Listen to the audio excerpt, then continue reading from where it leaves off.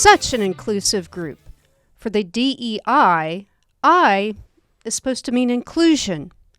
Welcome to Azimuth Podcast. I'm your host, Kimberly McNabb. And I'm Barrett McNabb. So last week, the mayor of Boston, Michelle Wu, her staff sent an email to its annual holiday party for elected peoples of color to all of the city council, including 7 whites that are on the 13-member council. Now, there was an apology that was sent out, but it wasn't the apology of, hey, we're sorry that we excluded you to attend this holiday party. We're just sorry you got the email. Yeah, sorry they got caught. I mean, it's really, so it's not like, hey, look, that was our bad and we really meant to invite you. No, we're just sorry you got the email and found out that you're not invited. Well, I'm looking at this picture. I noticed 3 things. 1, this group includes electeds of color across the city, state, county, and federal offices. So it looks like a lot of people who are comfortable excluding whites. And 2, I'm wondering, are there any minorities who did not come because whites are excluded? Standing up because it's wrong. 3, this affinity group party has been occurring every year since 2014, so this is hardly new. And the DEI, I is supposed to be for inclusivity, should be changed to DEE, with the last E being for exclusivity. Yeah, that makes a lot of sense. The mayor said that there would be other holiday parties where city officials of all races would get a chance to gather. But I still don't see how anybody can not see this as problematic of excluding a single race at all. Just, switch out one of the races. Could you imagine how many heads would pop off if there was a whites-only party? Christmas party for the city. People would just absolutely explode their heads, and it would be talking all over the place. Well, Christmas is a busy time of year, sure. and so, to attend more parties, they have families, so they probably want to go see their families and whatnot and do other things. And so the people of the electeds of color, they may think, well, I've already attended one Christmas party for work. Why should I go to another? And before you know it, the only people wanting to go to the latter party may be the white people. And so they may be like, it may accidentally end up being a whites-only party. Yeah, that's a great point, Kimberly. I mean, honestly, how many parties do you need to have? The more parties you have, that means more catering, more food and beverage, more space to be rented and things like that. So it seems like it's wasteful to have multiple parties throughout the holiday season that have exclusive groups that are invited. So all of a sudden it's your tax dollars at work. Yeah, it's your tax dollars at work. Is it a party for men only, a party for women only, a party for minorities only, a party for whites only? Now we're starting to get into the realm of ridiculous. Well, it sounds like state-sponsored discrimination. It does sound, it's exactly state-sponsored discrimination. I mean, one of the things about the civil rights movement was to end segregation. And, this just seems it's falling into all of the, the whites only, the blacks only, the Hispanics only, the Latinos only. It seems that we're falling into this tribalism instead of having unity and to have people come together. We're just excluding people. I mean, now even in our academic universities, there's black-only dorms, and so graduations and black-only graduations as well. And I think Dr. Martin Luther King Jr. would be absolutely against all of this. He wanted to have unity, and honestly, racism is wrong. Racism is wrong. Bigotry is wrong, and to have this play out like this, it makes me sad. Oh, but I'm sure it's separate but equal, yeah, right? Yeah, exactly. Separate and equal. So the same dining options were available to the next Christmas party that were offered at this Christmas party. This is just absolutely ridiculous. We are doing this to ourselves. We're dividing ourselves instead of having a unity of effort as Americans to come together and to celebrate holidays. Honestly, Hanukkah just finished up, so there's a celebration there. Kwanzaa's the same time in this period as well. So we already have enough division. Well, we have enough division, and we don't need more. We definitely don't need more. This makes me sad. Yeah. So this is hardly a new thing for her. She. Her husband's white, right? Yeah. Yeah. He looks like like Jared from Subway while he's losing weight, or fat Mark Zuckerberg. Right. So anyway, what if I identified as a minority? What if exactly. So this is Boston, so this is Massachusetts. So Senator Warren, who identified long periods of time as a Native American in order to get a leg up in her academic career and in her political office, and as well as getting an opportunity for jobs and things like that. She claimed Native American heritage, and it turns out there's none.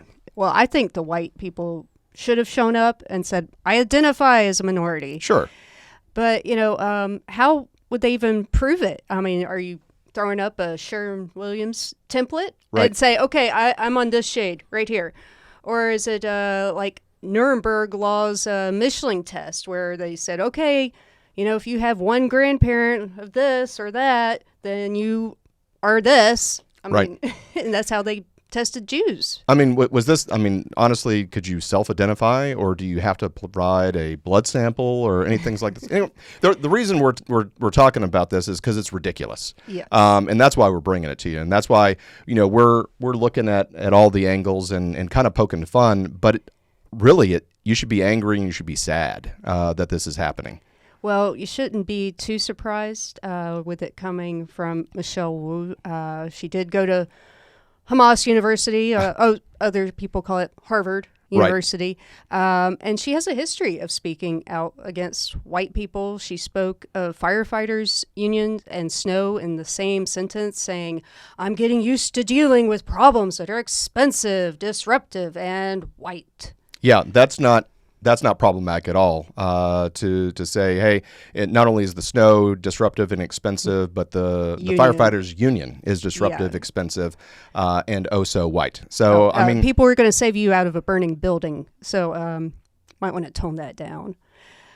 But, really, I still can't. I'm just bothered by this, and I'm not bothered by it because I'm a snowflake and I am full of outrage or something like that. Yeah. I'm bothered by it because it makes me sad because coming from the Army, there is no black, white, Hispanic. There was Army green. We were all the same color, and we were all referred to as, hey, you. Right. So this is what makes me upset about this is that not that I feel as though I'm being excluded or left out. I'm sad that we're in this position where we're not able to have this unity of effort as Americans and come together, and to have this segregation. That's what bothers me. That's what bothers me. And a lot of people say white outrage. Well, it's not white outrage. It's American outrage. Exactly. And, she needs to think, even if not just for the community in America, about her kids. Her kids are half white. What happens? What is she going to do when her sons bring home a white woman? She's going to be like, no. You can't come to the Christmas party. My grandkids, no, because they'll be too white for the Christmas party. Right. So at least think of it for her own benefit. Right. Well, we saw this, and again, we were upset about it, not because of white outrage and things like that, but because we just thought it was wrong. Because again, racism is wrong, bigotry is wrong. There's no other way to skin that cat. It's just absolutely wrong. And we saw this, and we wanted to bring it to your attention if you hadn't heard about it already. And thank you for listening to us, and stay tuned after these messages. Hi, everyone. Thank you for listening. If you enjoy our show with all the stories we share, we would love your support. And it's as easy as clicking that subscribe or follow button. This will ensure you never miss an episode and keeps us bringing you these important stories. Your support makes a huge difference. Thank you so much for being part of our podcast family. Thanks, and keep tuning in. Welcome back to Azimuth Podcast. I'm here with my beautiful wife, Kimberly McNabb, and I'm Barrett McNabb. So Universal just dropped a trailer for the American Society of Magical Negros. And I tell you what, we're bringing this to you not because there is a white rage or white outrage that's associated with this. It just kind of makes me sad because there are a number of tropes and stereotypes that are attached to each of the races in the movie that is just kind of divisive. I mean, instead of coming together, this is again just putting people in buckets and silos and just sticking them where they're at. And honestly, I personally think it's a little wrong. Mm-hmm. But this is a fresh satire. It's a comedy about a young man, Aaron, who's recruited into a secret society of magical black people who dedicate their lives to a cause. So we're going to go ahead and play the trailer. We're going to have to stop it a number of times because of copyright rights. We don't want to get a copyright strike for playing this. So we will stop and have some commentary. But let's take a look.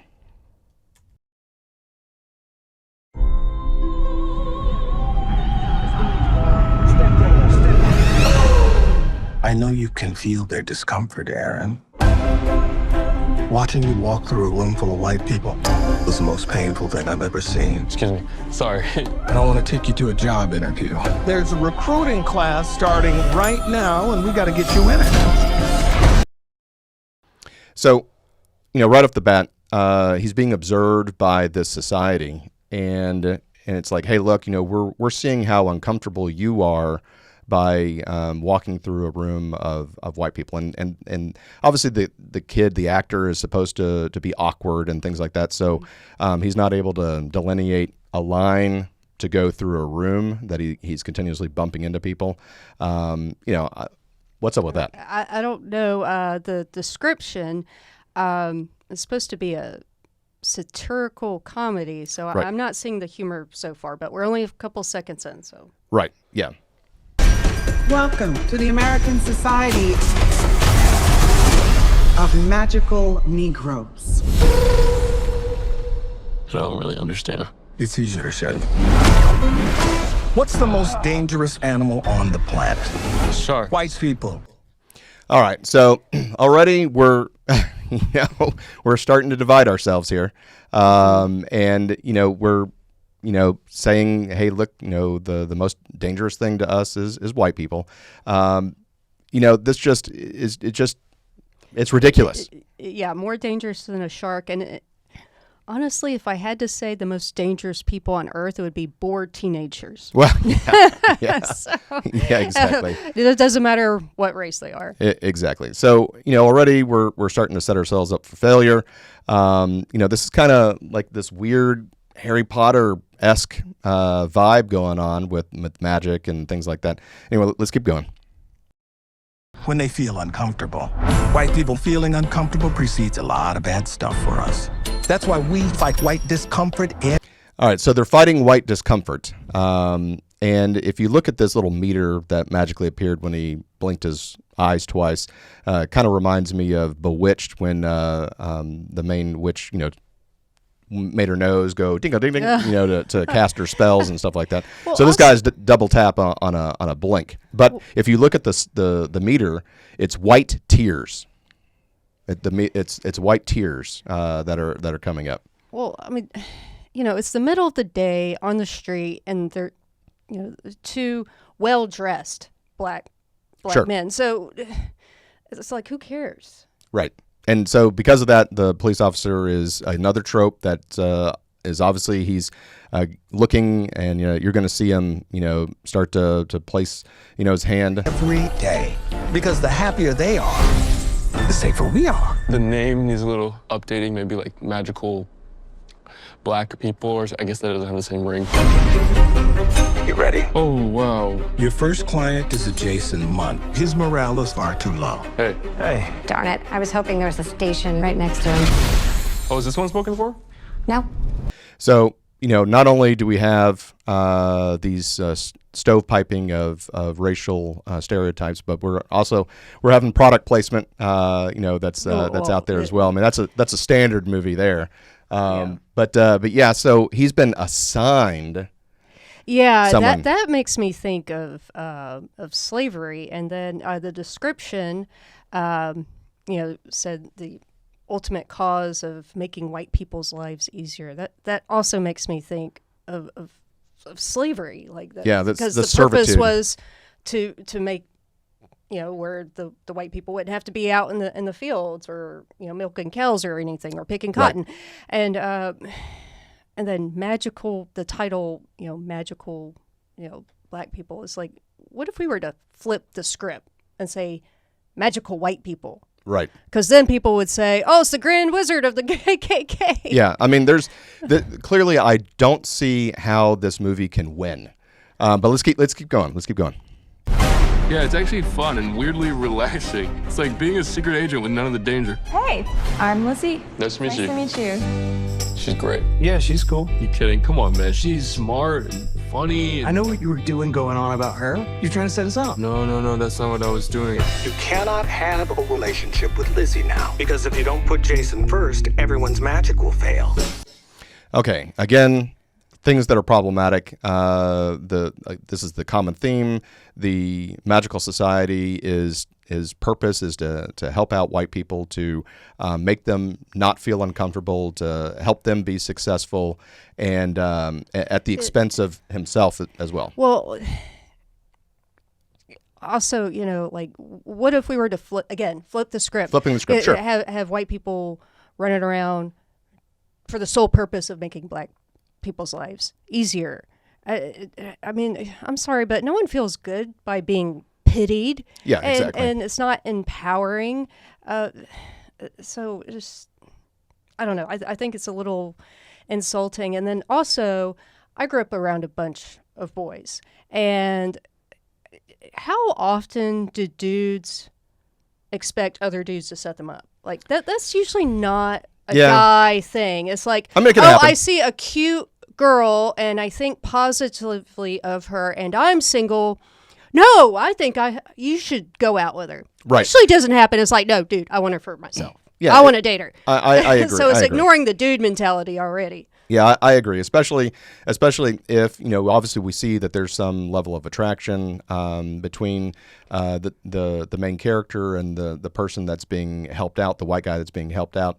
But still, I mean, it's if you don't do this, then we all lose our power. The whole system breaks down if you happen to fall in love with a girl. Okay, I mean it doesn't make any sense. But let's keep going. I've always felt like it's my job to make white people feel comfortable, and here it literally is. But maybe it shouldn't be. I got a great plan to ask her out, but I'm gonna need your help. Do you think you could work your magic? Hey, are you talking about me? Hey. Oh my, wait, are you? So I kind of laughed at the holding of the door. I mean, they're doing it that, it's a black man that's holding the door open for a lot of line of white people. That happens to me all the time personally. But I'm the one holding the door open and I get stuck. Yeah, that's just a human thing. Like, well, it's not going to stop with me. I'm going to keep walking. Oh. Yep. And I've stopped people before when a line like that is happening. Like, hey, I have to get in here too. And yes. so people are like, oh, okay, and then they hold the door next. But it made me laugh. That's not a black or a white thing.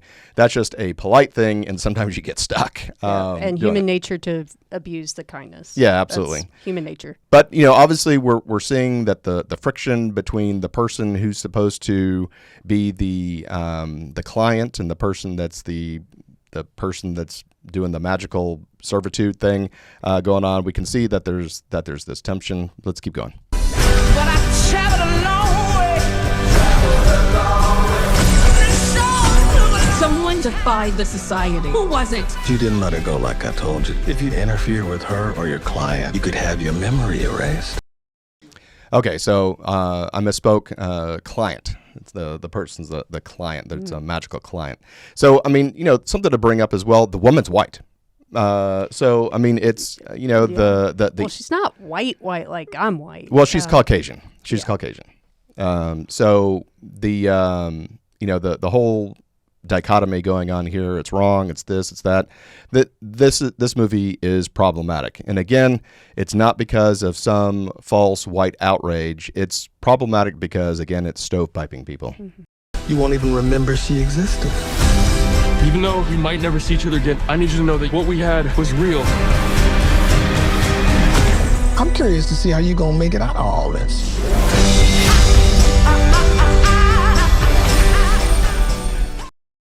So it's coming out in March of next year, 2024, and I cannot see this movie being successful. I mean, if it was a message of unity that was going to happen, I think that would be successful. But to make a buck off of division, I think is kind of just intrinsically wrong.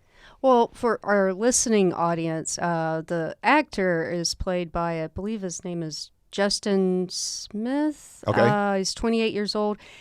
His father is black, and his mother is Italian and French-Canadian descent. So he's half white. Right. And so I'm sorry, he's not the typical person that you think would make scared white people uncomfortable. I mean, he's well dressed. He's, like I said, half white. He's thinly built. It's like, and then just their purpose is to make white people's lives easier. I know God's purpose for everyone is to be good and to be good to each other and to be good to our children and, be a good example of his creation. Yeah, I mean, being pitted against, one race against another, and again, I'll use the word again, stovepiping or putting people in buckets. It doesn't make you feel good about yourself. The movie should make you feel good about yourself. If that's going to be what we're doing, is empowering each other and lifting each other up. And I don't. Do you think this movie is going to be successful? No, I don't see it being very successful. And it's definitely not as a comedy. I mean, if they want to talk about blacks and whites, me personally, funny movies, like those of Tyler Perry. Oh, yeah. And so, at least make it funny. And some of those tropes that he plays, I think are true. Maybe that's because I'm from Georgia. Okay. So we share the same sense of humor. But hey, when you're from Georgia, black, white, a black or white version of Medea. And so it's relatable and therefore hysterical. Okay. Well, we'd love to know what you think about the movie, and leave a comment below to see whether you think is it woke? Is it weird? If it's supposed to be weird, then I get it's successful. But leave us a comment that says what you think of this. And, of course, we're going to link a non-commentary version of the trailer so you can watch the whole thing without us talking. We just had to pause it due to copyright issues.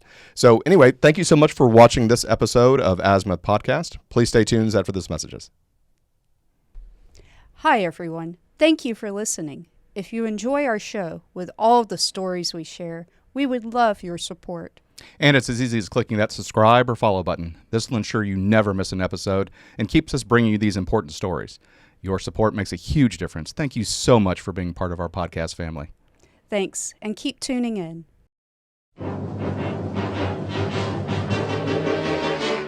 You're a mean one, Mr. Grinch. No presents for Christmas? Welcome to Azimuth Podcast. I'm Kimberly McNabb. And I'm Barrett McNabb.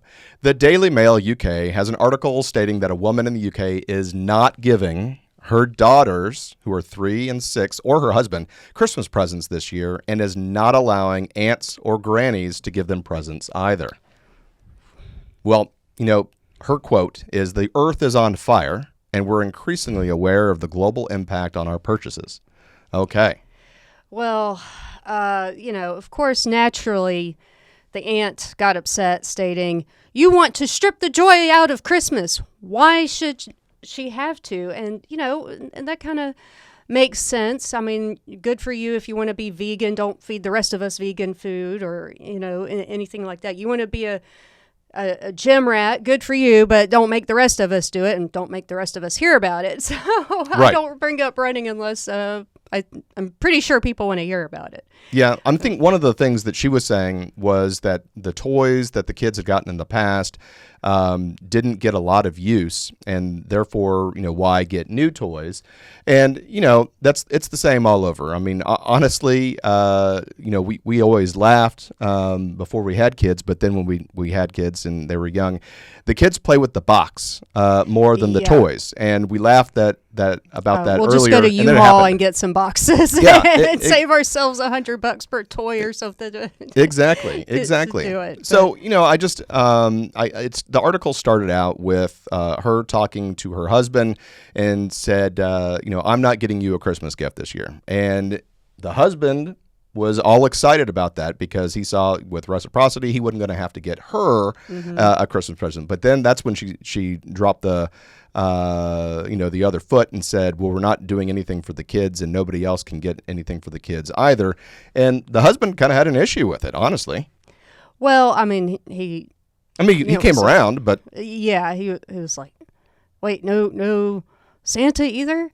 And they're 3 and 6, which is a bit young to, kind of count Santa out. But then she, much later in the article, said that she, throughout the year, would scoop up little toys that, they get in the goodie bags for birthday parties or whatever, and put them in stockings so they'd at least have the stockings that appeared to be from Santa. But yeah, no actual new presents from Santa. Yeah. So, and they're 3 and 6. They may think they did something wrong. Right. Because I've heard stories from people who, the mom or dad lost their job during the year, and so they couldn't afford Christmas. And that's completely different. I mean, if you have to choose between a toy for Christmas or buying your kid food or electricity, of course you're a good parent for choosing electricity for your house. But this is not the case at all. And I get it, like a couple years ago, the kids got a whole bunch of presents ripped through one. I mean, just one after the other. I mean, barely looked at one toy, right. After ripping it out of the box, so you couldn't take it back to the store or anything before they're moving on to the next one. And then I'm like, where do I put all this stuff, and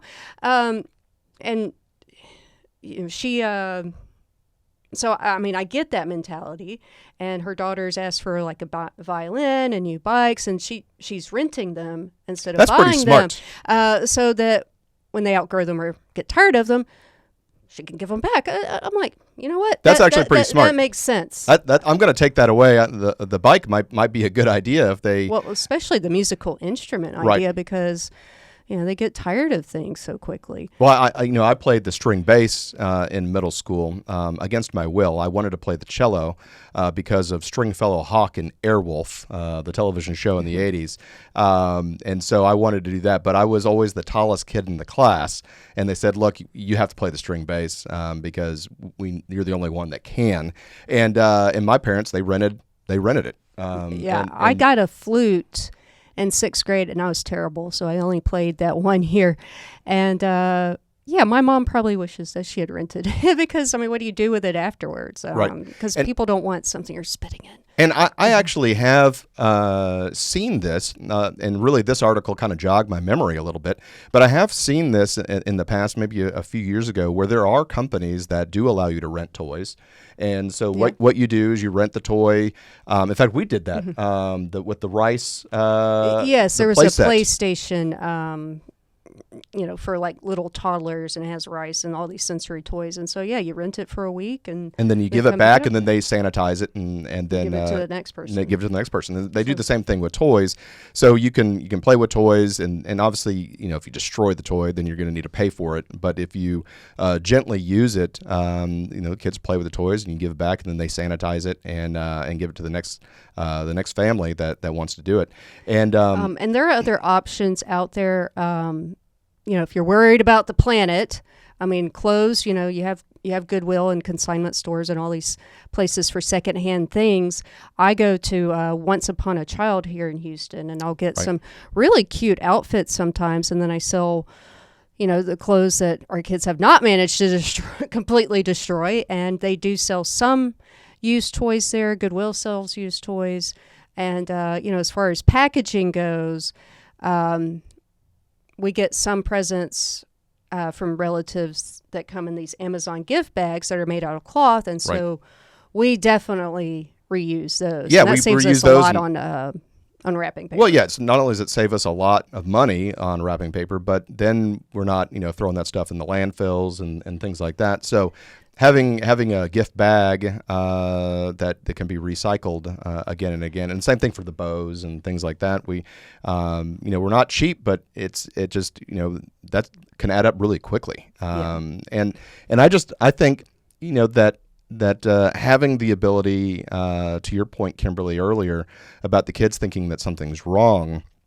I mean, as a child, I remember you telling me a story that your mother would have you and your brother go through your items every year, and kind of things that you didn't play with. You'd either have a garage sale. And yeah, things every like that. every August before she went back to school shopping, and I wish we could manage to get that in place. But yeah, I mean, but that would be something that I think this woman could do is go through, and rather than no gifts because they don't play with them, go through and look at the things that they don't use, and then look at something that they do use. So she is doing a smart play on regifting a dollhouse that the 3-year-old's older sister outgrew 2 years ago, and she's regifting it, this dollhouse.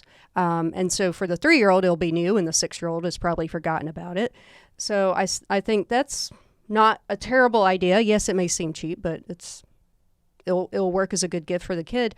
But she does have to be wary, especially the 6-year-old. She'll become more and more aware that they're getting something from an older sibling and it's being played off as a present, or their classmates are getting gifts and they're not. Mommy, is something wrong with us? Are we okay? Were we bad? And even the 6-year-old's classmate is getting a phone, and she's standing firm on no phone. Now, I completely agree. There is nothing good that can come from a 6-year-old having phone. I agree. I remember when I first got a smartphone, so way back in the day, it was around the time the Razor came out, so like 2004, I think. And we were in it was T-Mobile store, and they had this little phone, and I want to say it was like a Disney phone, and there was no camera, and there was no text, definitely no internet, and the only options were you could call, it had a girl symbol, like the bathroom symbol, a boy symbol, like the men's bathroom stall symbol, and then a 911. And that's all the kid could do on it. And so if you were going to get someone, say, under the age of 16 a phone, I think that is the only phone that they should have. So for child safety reasons, and just to have them do something other than stare at a screen while you're trying to talk to them, or get in trouble with class, or bully a classmate online. Sure. That would be. Or get bullied yourself. Yes, somebody knows your exactly. phone number and sends you mean texts. And kids are just way too young. So that would be the closest thing if you could find one like that. But this article starts off with about the planet. And I think the real reason for this quite lengthy article really sums up to one thing. She says, "I am overwhelmed." And I get it. I mean, it's a very overwhelming time of year, and she's overwhelmed by the volume of stuff coming into the house. And, clutter has been shown to have negative mental health effects. And, people get too distracted by, I need to do this, or they're too disorganized because they can't find anything, and they're just overwhelmed by the stuff and everything that needs to get done. And so I agree with her on many of these points, and emphasis for this time of year should be the joy of being with the family and the spirit of the family, and not just getting things. Celebrating the birth of Jesus Christ. Exactly. Which is what Christmas is. And it should not be just getting things, which she later mentions in this article. However, like most things in life, there can be extremes. We see them every day. I call America the land of extremes. You have people weighing 80 pounds, people weighing 450 pounds. I mean, it's, people having no money, people having, billions of dollars. I mean, whatever way you want to take it, there are extremes everywhere we seem to look. And so I think that zero presents are definitely the extreme here. So I think she needs to have just a limit so people can feel good, but still be able to celebrate the true reason of the season. Absolutely. I couldn't agree more. Well, this is normally the time where we ask for your subscription in order to be part of our podcast family. And rather than do that this time, our ask is that you go and donate a toy yourself if you're able to, because it'll bring a lot of joy to a child that might not get an opportunity to receive a present. I know the Marine Corps does a great job in businesses with their Toy to Tots campaign. So rather than in lieu of asking for a subscription or a like or a comment, we'd love for you to donate a toy, again, if you're able to. But thank you so much for listening to us, and stay tuned for the next episode of Azimuth Podcast.